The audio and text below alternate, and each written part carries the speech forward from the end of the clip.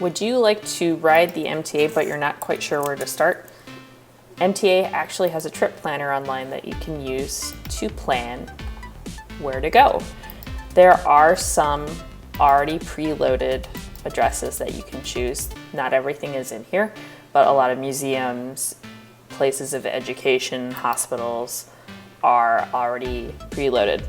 We are also going to come back to this accessible trip button and see what that can do, but I've loaded in the addresses of where we're starting and where we're going, and I'll quickly point out our other preferences, whether or not we want to minimize transfers or walking, how we want to travel, and what our route preferences are.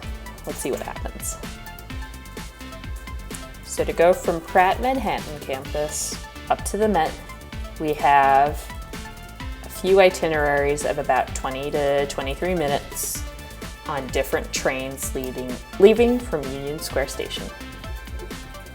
Let's see what happens when we do click this accessible trip button.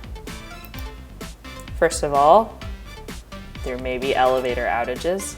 We'll take a closer look at that in a moment. And let's see what happens to our itineraries. All right, we can see the trip time has greatly increased. And this time we have 2 buses instead of 3 trains and then 1 6 train. We're gonna go look again at that accessibility button and see what happens when we check elevator status for 14th Street and Union Square Station.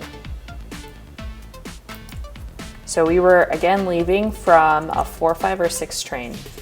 When we look at 14th Street, however, at Union Square, the only trains that do have elevators are the L, N, Q, R, and W.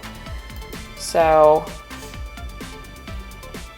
while they are in service, unfortunately, we can't get to the Met from Pratt Manhattan campus. You're going to have to take a bus. This is important to know in case you're traveling with somebody who needs an elevator or can't use stairs. I hope this helps you in your future travels.